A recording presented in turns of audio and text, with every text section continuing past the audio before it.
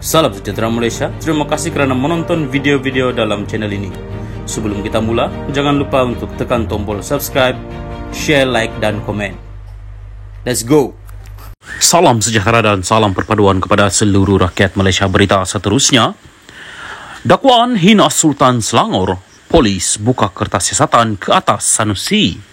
Berita penuh, polis telah melancarkan siasatan terhadap Menteri Besar Kedah Muhammad Sanusi MD Nor berhubung kenyataannya yang didakwa menghina Sultan Selangor, kata Ketua Polis Negara Razarudin Hussein. Razarudin berkata ahli politik sepatutnya menghindari isu 3R, race, religion, royalty agar tidak mencetuskan ketegangan terutama menjelang PRN. Berkenaan Menteri Besar Kedah, kita telah buka kertas siasatan berkaitan 3R semalam, katanya dalam sidang media di Bukit Aman. Razarudin merujuk kenyataan Sanusi dalam satu ceramah kemarin di mana dia didakwa memperlekehkan perkenaan Sultan Sharafuddin Idris Shah terhadap pelantikan Amiruddin sebagai Menteri Besar Selangor.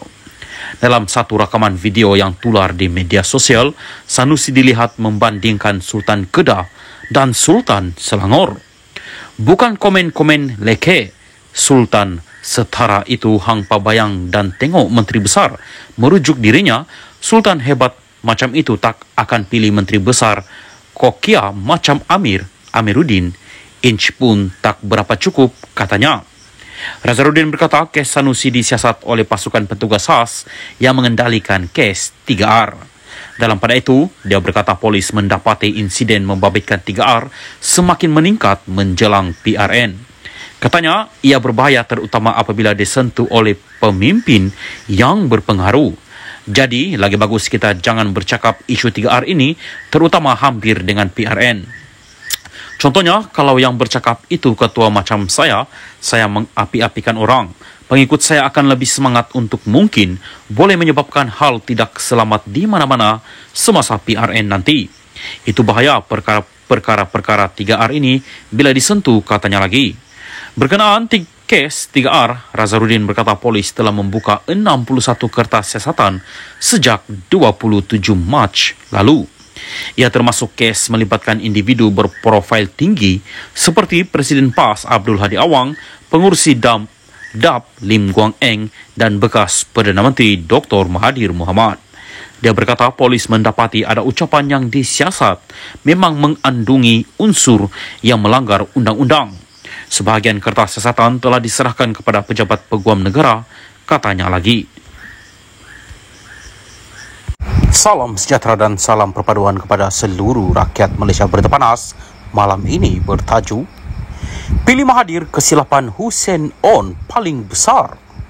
Berita penuh, kesilapan memilih Dr. Mahathir Mohamad sebagai pemimpin nombor 2 UMNO mengubah hala 7 negara, kata pemimpin DAP itu.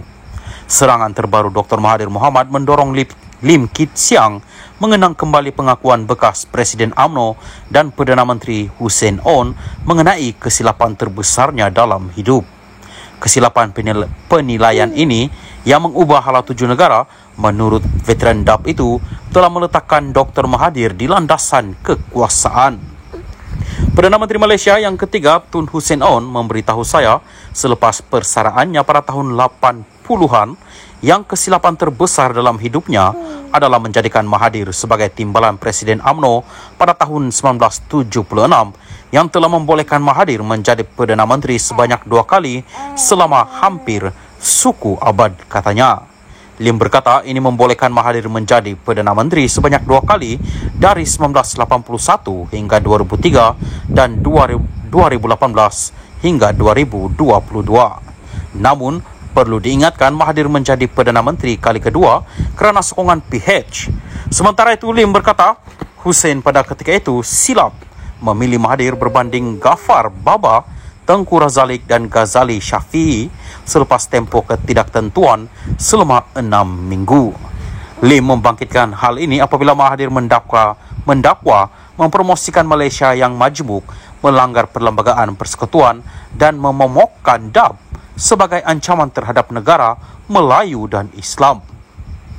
Lim juga mengulas dakwaan bekas Perdana Menteri itu bahawa DAP dengan 40 ahli parlimen mempunyai pengaruh kuat ke atas Perdana Menteri Anwar Ibrahim untuk menjadikan Malaysia sebuah negara sekular. Mahathir amat salah sama sekali. Adakah DAP yang ada 42 orang ahli parlimen selepas pilihan raya umum 2018, angka yang lebih besar berbanding dengan sekarang, menggugut Mahathir selama 22 bulan dia mengetuai Kerajaan Pakatan Harapan untuk menggantikan Islam sebagai agama rasmi negara. Semasa Mahathir bercakap di Perhimpunan Agung Pertubuhan Bangsa-Bangsa Bersatu pada bulan September 2018 dan berjanji untuk meratifikasikan perjanjian-perjanjian antarabangsa termasuklah Konvensyen Antarabangsa untuk penghapusan segala bentuk diskriminasi perkauman ICERD, DAP tidak tahu menahu apa-apa mengenai cadangan ini walaupun DAP kemudiannya dijadikan sasaran untuk dipersalahkan dan dituduh sebagai kononnya anti Melayu, anti Islam dan anti Raja, tambahnya pada satu kenyataan. Lim juga mengkritik Mahathir kerana seolah-olah jahil mengenai perlembagaan walaupun menjadi Perdana Menteri sebanyak 2 kali selama hampir suku abad. Perkara 3-1 menyatakan Islam ialah agama bagi persekutuan, tetapi agama-agama lain boleh diamalkan dengan aman dan damai di mana-mana bahagian persekutuan. Tidak ada apa-apa peruntukan untuk apa-apa agama rasmi dalam perlembagaan Malaysia.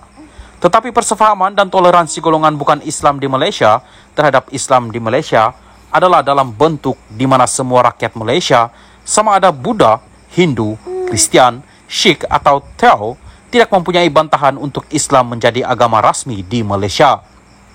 Perkara yang sama juga terpakai kepada DAP, katanya lagi. Lim berkata dia gagal memahami bagaimana Mahathir boleh membuat kesimpulan bahawa mempromosikan Malaysia sebagai negara berbilang kaum itu bertentangan dengan perlembagaan.